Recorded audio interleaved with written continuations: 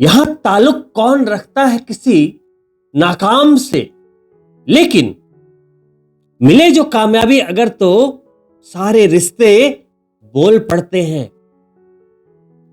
बात हो खूबी की अगर तो रहते हैं सबकी जुबा खामोश। बात कमियों की अगर हो तो गूंगे भी बोल पड़ते हैं। जी हां दोस्तों, यही सच्चाई है आज की। तो दोस्तों, देखते ही देखते ये वर्ष 2025 बड़ी तेज रफ्तार के साथ अब निकलने को है और नए वर्ष की आहट सुनाई दे रही है। तो 2026 की इतनी धमाकेदार शुरुआत करें और 2026 में कुछ ऐसी सफलताओं को प्राप्त करें कि बात सिर्फ आपकी खूबियों की ही हो, चर्चा सिर्फ आपकी सफलताओं की ही हो। दोस्तों नमस्कार, मैं डॉक्टर मुकेश एक बार फिर से आप सभी दर्शकों का हार्दिक अभिनंदन करता हूं आपके चैनल एस्ट्रो नक्षत्र 27 पर। और दोस्तों, आज मैं आपके सामने उपस्थित हुआ हूं वृषभ राशि के जातकों के लिए दिसंबर महीने का संपूर्ण मासिक भविष्य फल और आने वाले वर्ष 2026 के लिए कुछ मार्गदर्शन को लेकर। हर वर्ष नई उम्मीदें लेकर आता है, नए सपने जगाता है, परंतु वक्त के थपेड़ों के साथ, संघर्षों के साथ हमारे सपने कॉम्प्रोमाइज होने लगते हैं। तो इस वर्ष कुछ ऐसा करें कि हमें कॉम्प्रोमाइज ना करना पड़े और जो लक्ष्य लेके चले वो अवश्य पूरी हो। दोस्तों, दिसंबर महीने के कुछ 5 गोचर आपके लिए ऐसे ही कुछ धमाकेदार हैं जो दिसंबर के महीने में आपकी रुकी रुकी सी जिंदगी को एक पुश देने के लिए आए हैं, ताकि आप एक प्रचंड मजबूत बुनियाद के साथ 2026 की शुरुआत कर पाएं। और कहते हैं ना, well begun is half done. तो देर किस बात की, आइए चर्चा करते हैं कि दिसंबर के महीने में सितारे क्या कहते हैं। लेकिन उसके पहले आप चाहे कितने भी वीडियो देख लें, चाहे गोचर के कितने वीडियो देख लें, ये प्रेडिक्शन सच होते हैं, क्योंकि ये करंट पोजीशन यानी गोचर की एग्जैक्ट स्थिति को दिखाते हैं। लेकिन आपको कितने परिणाम मिलेंगे, आपको कितने फल मिलेंगे, जैसे कि मैं अगर ये बोल रहा हूं कि देवगुरु बृहस्पति अभी उच्च के हैं, शनि मार्गी हो गए, आप करोड़पति बन जाएंगे, मान लो मैंने ये प्रेडिक्शन की, तो ये गोचर के अनुसार मैंने 100% सही बोला। लेकिन आप ये गोचर को अपनी कुंडली के साथ मिलाएं। ये सच्चाई है कि शनि मार्गी हो गए, देवगुरु बृहस्पति उच्च के हैं, सच्चाई है, इसमें कोई झूठ नहीं। लेकिन आपको मिलेगा कि नहीं, ये मैं झूठ या सच नहीं बोल रहा, ये आपकी कुंडली बोलती है। भगवान ने आपको किस प्रारब्ध के साथ जन्म दिया है, तो वहां से अपनी कुंडली को वहां पे मिलाइए, दोनों के कॉम्बिनेशन देखिए। यदि आपको समझ नहीं है तो किसी अच्छे एस्ट्रोलॉजर के साथ बात कीजिए। अब वहां पे देवगुरु बृहस्पति और शनि देने को खड़े हैं, आपकी कुंडली 10% रिसीव कर रही है, 20% रिसीव कर रही है, 50% रिसीव कर रही है या 100% रिसीव कर रही है, ये आपकी पत्रिका के ऊपर डिपेंड करता है। तो लोग ये कहते हैं कि आपने तो बोला था कि इस महीने ये होगा, हुआ नहीं। मेरे बोलने में कोई प्रॉब्लम नहीं है, क्योंकि मैं एग्जैक्ट स्थिति को आपके सामने रख रहा हूं। हर महीने पूरा होगा या नहीं, ये आप अपनी कुंडली को भी तो देखो, कुंडली के साथ साथ अपने कर्म को तो देखो। तो दोस्तों, पहले सजेशन के रूप में 2026 में आप अपने लक्ष्यों को, आप सफलताओं को, अपने सपनों को तभी पूरा कर पाएंगे जब आप एक सुनियोजित तरीके से, एकदम मैनेज्ड तरीके से काम करेंगे। देखिए, कोई भी गेम हो, क्रिकेट हो, फुटबॉल हो, हॉकी हो, कुछ भी हो, कोई भी प्लेयर यदि मैदान में उतरता है, मान लो क्रिकेट है, बल्लेबाज अपना बल्ला लेकर मैदान में उतरता है तो उसके माइंड में कुछ चीजें बिल्कुल क्लियर रहती है। कितने रन बनाने हैं, किस तरीके से वहां प्ले करना है, क्या स्ट्रैटेजी होनी चाहिए, ये सारी बातें उस प्लेयर के माइंड में पहले से ऑलरेडी फीड होती है। उसके बाद वो बल्लेबाजी करता है, अपने लक्ष्य को चेस करता है। ये नहीं कि चलो 1 रन बन गया तब भी बढ़िया, बल्ला नहीं घुमाया तब भी बढ़िया, नहीं। उसके सामने लक्ष्य है, एक प्रेशर होता है, गिने चुने बॉल होते हैं, कितने ही बॉल आने हैं, इतनी ही बैटिंग करनी है, सब कुछ एक नियम के अनुसार होता है। लेकिन साल पे साल बीतते रहते हैं और हम नए साल से उम्मीद लगाते हैं। साल से उम्मीद नहीं लगानी है, किसी भी वर्ष से उम्मीद नहीं लगानी है। वर्ष तो समय की एक संज्ञा है, उम्मीद लगाना है तो अपने आप से लगाइए। सपने तो लेकर हम उतरते हैं नए वर्ष में, लेकिन जब आप फील्ड में उतरते हैं, आप नौकरी कर रहे हैं, जॉब कर रहे हैं, अपनी आजीविका में उतरते हैं, तो सबसे बड़ी बात तो यह है कि 90% लोगों के पास तो लक्ष्य ही नहीं होता कि इस वर्ष में कितने रन बनाने हैं, यानी कि कितने पैसे कमाने, कितनी कामयाबी कमानी है। उनके माइंड में सिर्फ एक ही चीज चल रही होती है कि घर के खर्चे, वो लक्ष्य नहीं है। कितनी ईएमआई भरनी है, बच्चों की फी भरनी है, ये कोई लक्ष्य नहीं है। अगर उसी को पूरा करते रहे तो जिंदगी ऐसे ही निकल जाएगी। इसको कहते हैं जिंदगी काटना। यदि जीना है तो, यदि 3% और 10% लोगों में आना है तो नए वर्ष में प्रवेश के पहले सबसे पहले तो अपने आप को मैनेज करना पड़ेगा। यहां क्लैरिटी लानी पड़ेगी। पहली चीज मार्गदर्शन के रूप में, इस महीने दिसंबर में कुल 5 तरह के गोचर होने वाले हैं और पांचों गोचर आपके लिए अलग अलग चीजों को लेकर आए हैं। उसे यदि आप मिक्स कर लेंगे तो एक बढ़िया कामयाबी इस मंथ भी लेकर आ जाएंगे। दोस्तों, इससे पहले कि मैं आगे बढ़ूं, आपको एक खुशखबरी देना चाहूंगा कि शनिदेव जो अपने 30 वर्षों के एक बेहतरीन गोचर में शास्त्र के अनुसार आप वृषभ राशि के जन्म चंद्रमा से 11वें भाव में संचरण कर रहे हैं, पिछले 138 डेज से वक्री थे। वक्री होने पर चेष्टा बल में बढ़ोतरी होती है। जिनके शनि शुभ हैं उन्हें तो कई लाभ भी मिले होंगे, लेकिन कुछ ऐसे भी लोग होंगे वृषभ राशि के जातक जिनके शनि पत्रिका में अशुभ होंगे, तो उन्हें थोड़ी परेशानी भी हुई होगी। तो घबराने की बात नहीं है। 28 नवंबर को ही मार्गी हो जाएंगे और आप दिसंबर के महीने में मार्गी शनिदेव के साथ प्रवेश करेंगे। क्या फायदा होगा? लाभ के भाव में मार्गी हुए हैं तो लाभ के रास्ते खुल जाएंगे।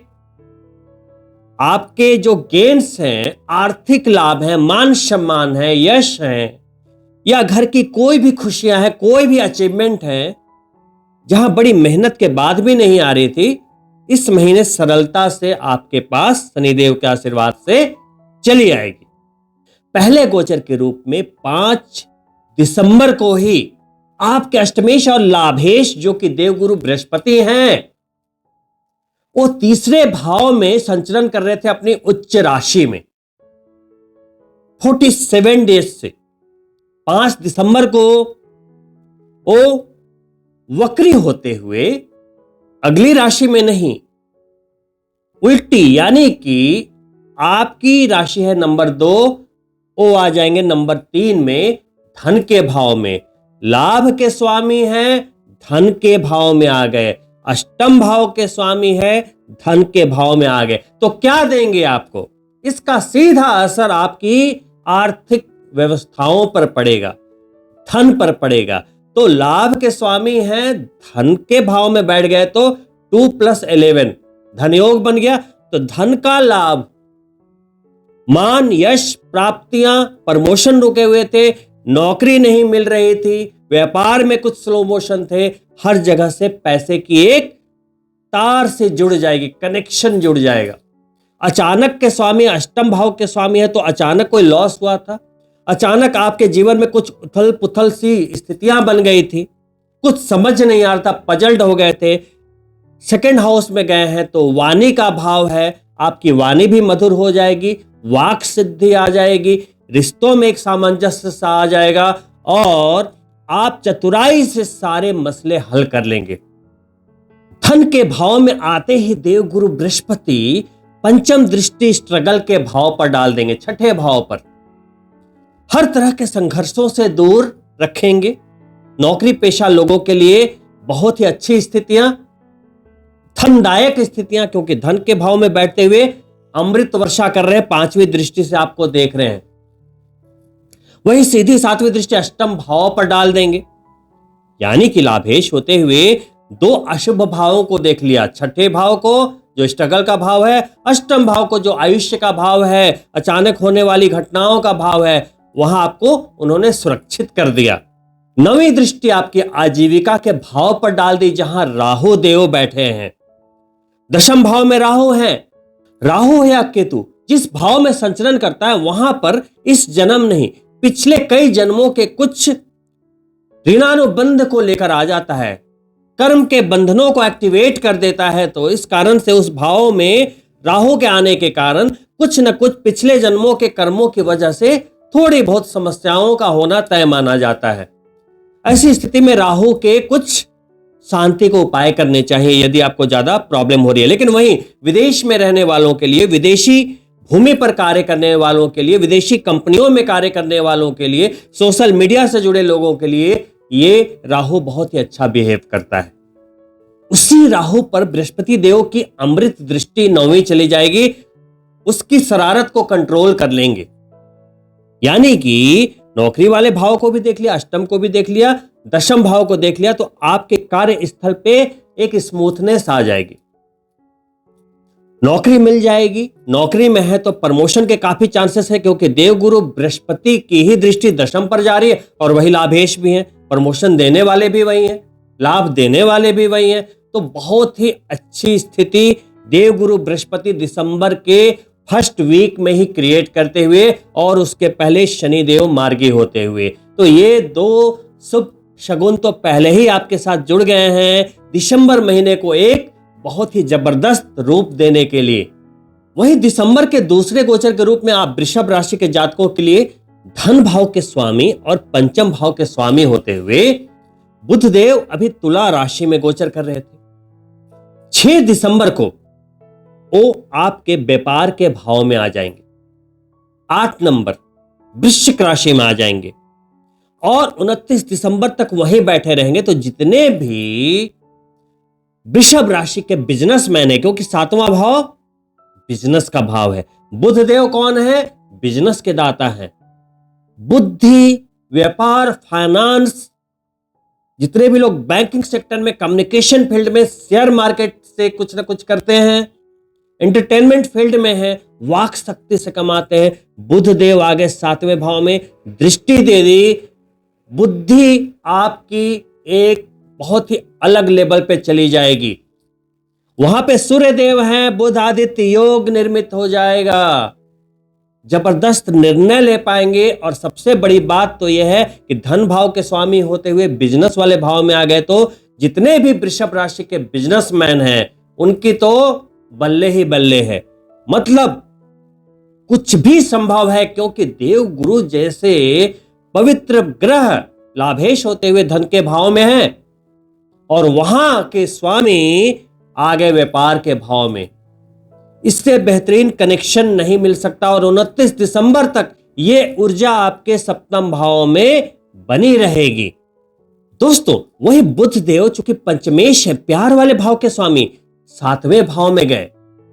प्यार वाले भाव के स्वामी होते हुए विवाह वाले भाव में गए। भले ही छोटे गोचर में होते हैं बुध देव, लेकिन जब भी इस तरह के कनेक्शन क्रिएट होते हैं तो ये चीजें संभावित होती है। तो जितने भी वृषभ राशि के जातक प्रेम संबंध में थे, विवाह करने का सोच रहे थे, तो इस अवधि का लाभ उठा सकते हैं 29 दिसंबर तक।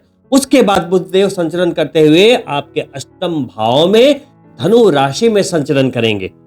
दोस्तों, वहीं तीसरे गोचर के रूप में उसके अगले ही दिन यानी कि 7 दिसंबर को मंगल देव जो आपके विदेश भाव के स्वामी हैं और सप्तम भाव के स्वामी होते हैं, बिजनेस वाले भाव के स्वामी, अभी फिलहाल 7 दिसंबर तक बिजनेस वाले भाव में ही अपनी राशि में रोचक राजयोग बनाते हुए गोचर कर रहे थे।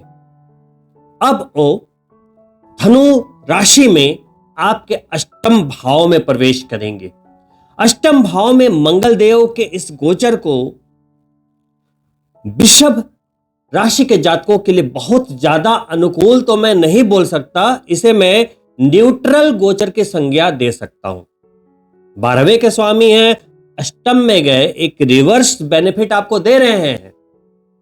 लेकिन अष्टम भाव में जब मंगल देव जाते हैं तो आपको कई सावधानियां भी रखनी पड़ती है। पैतृक संपत्ति के मामलों में, कोर्ट कचहरी के मामलों में आप अभी छेड़छाड़ ना करें तो ही अच्छा रहेगा। कोई भी विवाद है, मुकदमे हैं, कोई भी एग्रेशन वाले मामले हैं तो वहां थोड़े पाउज में रहना बढ़िया रहेगा। दोस्तों, वही चौथे गोचर के रूप में सूर्यदेव जो आपके चतुर्थ भाव के स्वामी होते हैं, आपके सुखों के स्वामी, प्रॉपर्टी वाले भाव के स्वामी होते हैं, वो अभी बिजनेस वाले भाव में गोचर कर रहे हैं। 16 दिसंबर तक वहीं रहेंगे। व्यापार वाले भाव में, वैवाहिक जीवन वाले भाव में, तो वैवाहिक जीवन वाले भाव में अभी सूर्यदेव हैं, गर्मी ज्यादा है वहां, तो आपके मैरिज में यानी कि पति पत्नी के बीच अगर थोड़ी बहुत स्थितियां अनुकूल नहीं है तो वहां पे शांति बनाकर रखें, नहीं तो चीजें गलत दिशा में जा सकती हैं। वाद विवाद की संभावनाएं बन जाती हैं जब सूर्यदेव सप्तम भाव में आते हैं। लेकिन ज्यादा चिंता की आवश्यकता नहीं है, शुक्रदेव भी सप्तम भाव में बैठे हैं तो स्थितियां थोड़ी सी मैनेज हो रही है। दोस्तों, सूर्यदेव यानी कि कॉन्फिडेंस, आपकी मान सम्मान के कारक, सारे ग्रह उन्हीं की ही परिक्रमा कर रहे हैं तो सबसे महत्वपूर्ण ग्रह हो जाते हैं, इसलिए ग्रहों के राजा कहलाते हैं। जहां वो गोचर कर रहे होते हैं वो सारे ग्रहों का एक केंद्र बिंदु होती है। तो ये भी बिजनेस वाले भाव को ब्लेस कर रही है। तो जितने भी बिजनेसमैन हैं उन्हें दिसंबर के महीने में कई अद्भुत सफलताओं के मिलने के योगायोग बना देते हैं। साथ ही कई सरकारी कार्यों में आपको मदद मिल सकती है। लोन चाहिए थी, वीजा एक्सटेंशन चाहिए था, कुछ भी जो कि सरकार के द्वारा आपके लिए किया जाने वाला था, वो मदद आपको मिल सकती है। दोस्तों, वहीं 16 दिसंबर को सूर्यदेव संचरण करते हुए अष्टम भाव में चले जाएंगे, धनु राशि में खरमास का प्रारंभ होगा। शास्त्रों के अनुसार अष्टम भाव के सूर्य के गोचर को भी अच्छा नहीं माना जाता। जहां शनि का मार्गी होना आपके लिए बेहतरीन गोचर, देवगुरु बृहस्पति का सेकंड भाव में जाना बेहतरीन, बुध देव का सप्तम भाव में आना बेहतरीन, वहीं मंगल देव का अष्टम में जाना और सूर्य देव का अष्टम में जाना आपके लिए बेहतरीन नहीं बोलूंगा। ये एक सामान्य गोचर है, यहां सावधानियां जरूरी हैं। क्या करें? देखिए, सूर्यदेव से याद आया कि अगला जो वर्ष है 2026 वो सूर्यदेव का वर्ष है। सूर्य यानी आत्मविश्वास, मान सम्मान, प्रतिष्ठा, तो 2026 में ये चीजें आपको मिलेंगी। लेकिन सूर्यदेव क्या कहते हैं? आपको चीजों को करने के लिए गट्स चाहिए, जिगर, यानी कि सिंपली 2026 जिगर वालों का साल होगा। यानी कि निर्णायक वर्ष तो है ही, लेकिन आपको भी कुछ गंभीर निर्णय लेने होंगे जो आज तक आपने नहीं लिए। तो एक बेहतरीन कामयाबी आपके लिए खड़ी है 2026 में। तो दोस्तों, फिलहाल अष्टम भाव के इस गोचर को बेहतरीन बनाने के लिए और अपने आप को सुरक्षित रखने के लिए अभी से ही गायत्री मंत्र प्रारंभ कर दें, क्योंकि 2026 उन्हीं लोगों का होगा, उन्हीं लोगों को प्रचंड कामयाबी मिलेगी जो लगातार गायत्री मंत्र करते रहेंगे, क्योंकि गायत्री मंत्र एक महामंत्र है और खासकर सूर्य के लिए ही है। तो माता गायत्री को प्रसन्न रखें और जितनी ज्यादा मात्रा में हो सके गायत्री मंत्र करें। 2026 में यदि आप 5 माला प्रतिदिन गायत्री करते हैं तो जिंदगी में कहीं आप रुकेंगे नहीं, सरपट आगे की ओर भागेंगे। यदि आप 11 माला करते हैं तो दुनिया पे छा जाएंगे, इसकी मैं गारंटी आपको दे सकता हूं। दोस्तों, वही अंतिम गोचर के रूप में आपके राशि के स्वामी और छठे भाव के स्वामी होते हुए शुक्रदेव अभी सप्तम भाव में गोचर कर रहे हैं। 26 नवंबर से 20 दिसंबर तक वो सप्तम भाव में रहेंगे और फिर वो भी धनु राशि में अष्टम भाव में प्रस्थान करेंगे 26 दिसंबर को, और वहीं से आप नए वर्ष की शुरुआत करेंगे। तो दोस्तों, चूंकि राशि के स्वामी हैं, नौकरी वाले भाव के भी स्वामी हैं, सप्तम भाव में बैठे हैं मैक्सिमम टाइम पूरे दिसंबर, तो क्या देंगे? शुक्रदेव आपको सीधी 7वीं दृष्टि दे रहे, राशि के स्वामी होते हुए परफेक्शन, क्लैरिटी, माइंड में क्लैरिटी देंगे, तो आपको गोल बनाने में कोई परेशानी नहीं होगी। आगे का रास्ता साफ दिखेगा, जैसे आप धुंध में नहीं देख पाते।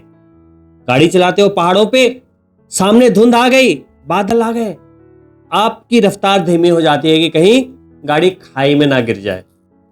लेकिन जैसे ही क्लियर होता है वेदर, क्लैरिटी आती है, आपकी स्पीड बढ़ जाती है। तो शुक्रदेव जब आपके सप्तम भाव में आ गए हैं, आपको दृष्टि दे दी, तो माइंड में क्लैरिटी आएगी, तो योजनाएं बिल्कुल क्लियर हो जाएगी कि करना क्या है 2026 में। और बिना योजना के तो 2026 में प्रवेश ही ना करें, नहीं तो कुछ मिलने वाला नहीं।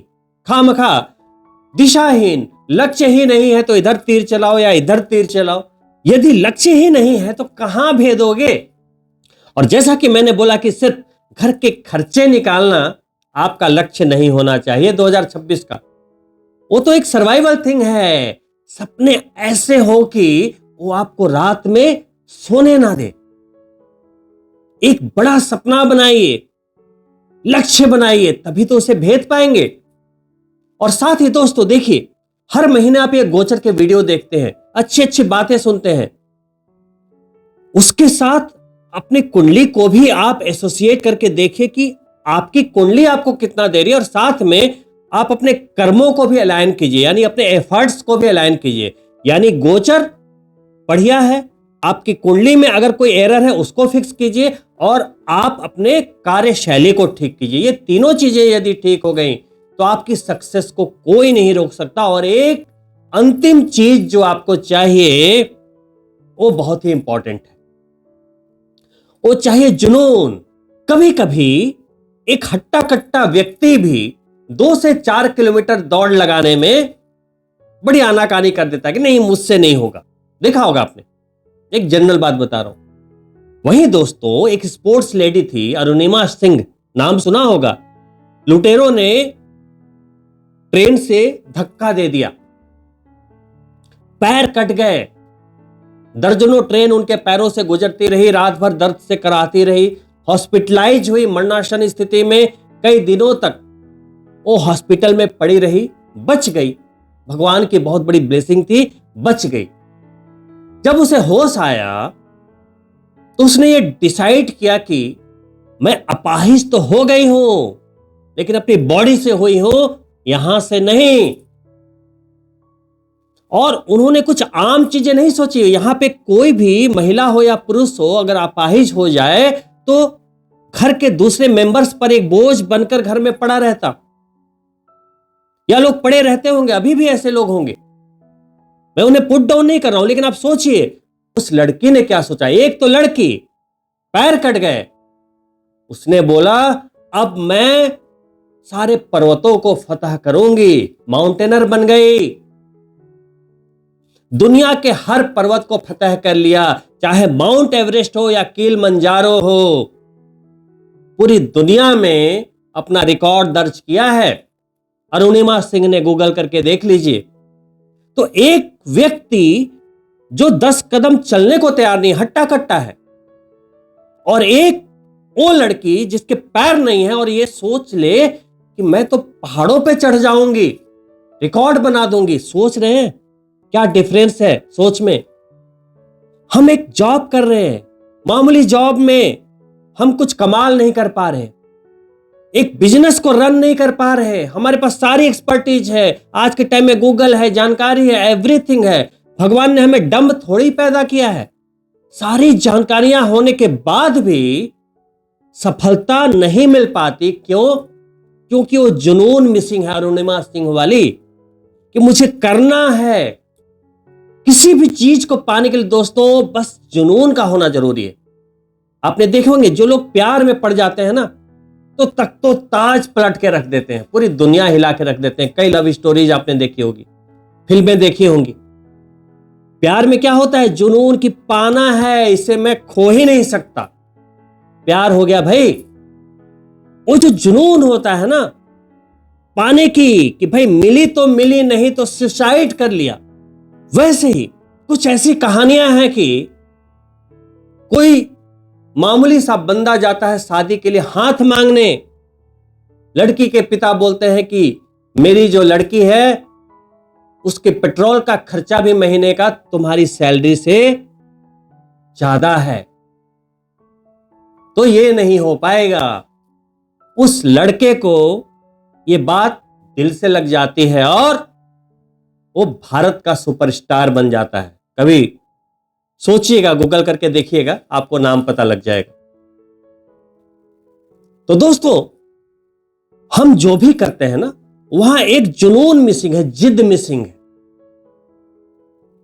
बस कर रहे हैं जी, करना है तो कर रहे हैं, वैसे कामयाबी नहीं मिलती। मान लो आपके पास गाड़ी नहीं है, शाम में वाइफ को डिनर पे लेके मॉल जाना था, पड़ोसी के पास गए कि भाई थोड़ी कार की चाबी देना, वाइफ को डिनर पे लेके जाना है। पड़ोसी की वाइफ तंज कसती है कि कैसे भिखमंगे लोग हैं, कार भी नहीं है। ये बात उसके दिल को छू जाती है और जिस बंदे को एक बाइक खरीदने की भी ताकत नहीं थी, वो 6 महीने के अंदर कार खरीद लेता है। तो ये जो सारे आपको एग्जाम्पल्स मैंने दिए हैं ना, वो वैसे एग्जाम्पल्स हैं कि कुछ ऐसा रीजन जो आपके दुखती रग को पकड़ ले, वो आपके दिल पे चोट कर जाए, तभी आप कामयाब होंगे और बड़ी कामयाबी को पा पाएंगे। नहीं तो एवरेज होके रह जाएंगे। तो 2026 सूर्यदेव का साल है, इसे एवरेज नहीं रहने देना है। कुछ ऐसा कमाल कीजिए, कुछ ऐसी वजह ढूंढिए जो आपको रात में सोने ना दे, एक जगह बैठने ना दे, आपको बेचैन कर दे। देखिए कैसे कामयाबी मिलती है। दोस्तों इन्हीं शुभकामनाओं के साथ कि आप सभी वृषभ राशि के जातकों के लिए ये दिसंबर का महीना आपको एक प्रचंड कामयाबी दे और एक बुलंद हौसलों के साथ आप नए वर्ष में कदम रखें। इन्हीं शुभकामनाओं के साथ मैं आपसे इजाजत चाहूंगा और अंत में आपसे अनुरोध करता हूं कि यदि आप मेरे चैनल को पहली बार देख रहे हैं तो सब्सक्राइब अवश्य कर ले, ताकि नए वर्ष के वीडियो अपलोड होते के साथ ही आपको नोटिफिकेशन प्राप्त हो जाए। और दोस्तों वीडियो पसंद आई हो, कुछ सीखने को मिला हो तो लाइक करें और अपने मित्रों के लिए शेयर भी करें। बहुत ही जल्द मिलता हूं नए वर्ष के वीडियो के साथ, तब तक के लिए नमस्कार मित्रों, ऑल द बेस्ट।